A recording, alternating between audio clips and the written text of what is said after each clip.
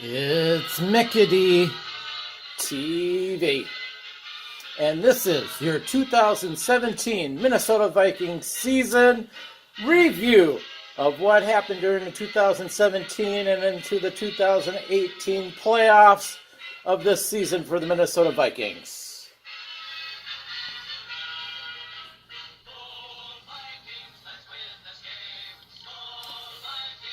And I am recording this on March 14th, which is Pi Day, 3/14. And this is my pie I bought today to celebrate the day. It's a Hostess cherry pie. All the cheap pies were, of course, sold out because I waited until last minute to buy them. But hey, happy Pie Day. Now, in this review, the Minnesota Vikings finished the season 13-3. My prediction was they would finish 10-6, so they did better than my expectations in this season. Although I would have to say and argue that this team could have easily been 9-7 and not make the playoffs. There was a lot of really close games that they should have won outright, and it wouldn't be too out of the possibility to say they could have finished 7-9, because there was a lot of times where this team felt mediocre during the season. Like they would look good one week, and then the following week they just couldn't put a play together. So I will talk more about that and other things. Let's review the players during the season. The offensive line, I think, did all right. They had flashes of looking good out there and gelling and meshing. Excuse me here. But the offense gave up 27 sacks and 65 tackles for loss. That's a little high for me, I think. They could have done a lot better. And then 63 passes were defended. That's not very good either. There were also 12 forced fumbles on us and 6 receptions, but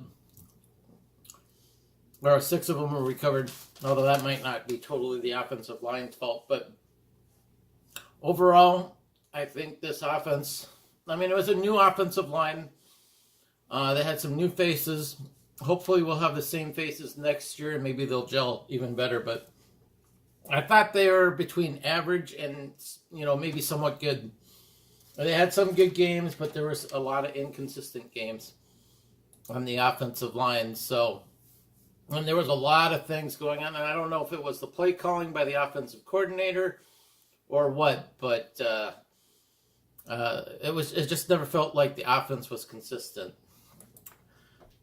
Case Keenum, over the season, 325 passes completed out of 481 with a 67.6% completion rating for 3,347 yards, 22 passing TDs, 7 interceptions, and 98.3 quarterback rating. All right stats. I like the fact that the interceptions were pretty, 7 interceptions during the year, that's pretty good. That's almost like a half an interception per game. So that was pretty good. The TD passes were low, though. And the quarterback rating could have been much better. He's, like I said, he's more of a backup quarterback, although he went off to Denver, and Denver signed him, so they think there's some potential there for him to do good. But I don't know. We'll see. Quarterbacks are leaving left and right here, but apparently we're signing Kirk Cousins. I hope it works, but I'm not getting all crazy just because Kirk Cousins is coming over here. Our leading running back, Latavius Murray, 216 rushes, 842 yards, 8 TDs with 1 fumble, but it wasn't lost. Plus, he had 15 receptions for 105 yards. So he had a pretty good season, total yards-wise. He didn't quite make it to 1,000. But I think it's going to be a rare thing to see teams have 1,000 yards or 1,200 yard running backs on their teams anymore. It's going to be running backs usually split up duties with other running backs. But Latavius had a pretty good season. He led the team, tied with 2 other players for total touchdowns at 8. Adam Thielen had a great year as wide receiver. He was sent to the Pro Bowl with 91 receptions with 1,276 yards, 4 TDs. He had 3 fumbles, though. He had the case of fumbleitis. 2 of them were lost. So I would like to see him improve on holding on to that ball, but I was glad to see that he made it to the Pro Bowl. That was awesome. Stephon Diggs, he was hurt part of the season, so he didn't get as much playing time as Adam Thielen. I think if both of those 2 were playing throughout the whole season, I believe we would have had 2 wide receivers in the Pro Bowl. But, injury's part of the game. If you get injured, you're not going to be able to go to the Pro Bowl. Stephon had 64 receptions, 849 yards, 8 TDs. And, of course, in the playoffs, he had that miraculous catch against the Saints for the game-winning touchdown reception at the end of that game. Kyle Rudolph, he finished the season with 57 receptions, 532 yards, and 8 TDs. So both him, Stephon Diggs, and Latavius Murray each had 8 touchdowns to lead the team. Jerick McKinnon, I believe he's a free agent this year, and I don't think he'll be coming back. Last I checked, I don't think he signed with anybody, but he could have. I'm not too sure. He had 51 receptions for 420 yards and 2 TDs. And he had 150 rushes for 570 yards for 3 TDs. About the same in total yardage between him and Murray. Both a little bit under 1,000 yards total yards. But Jerick McKinnon had, based on my math, 991 total yards. So he almost got to 1,000. Unfortunately, he's leaving. But then again, I didn't like the fact that he had fumbleitis. He had 2 fumbles and gave up 2, and they were both lost fumbles. And he does do a lot of bonehead plays.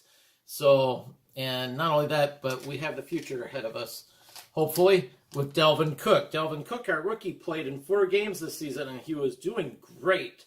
He had 74 rushes for 354 yards and 2 TDs and 11 receptions for 90 yards. So he was doing pretty good for a rookie.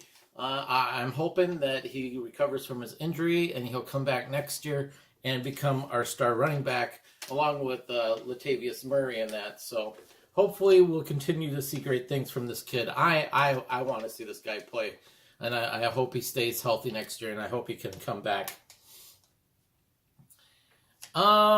Before I proceed further, I just want to say that the Vikings, I think, got rid of their offensive coordinator and they hired a new guy. I don't know what his name is, but they seem to not be able to hold on to offensive coordinators, and I don't know what the deal is. Like I said, I thought their offense was erratic this year. Too many 3-and-outs and 3-and-outs and punts and things like that. And I thought a lot of the play calling was extremely boring. And I don't know if that's the fault of the offensive coordinator or the head coach or both. But there was so much that they could have done with this offense. And but what are you going to do? It doesn't help matters when Teddy Bridgewater got hurt a couple years back.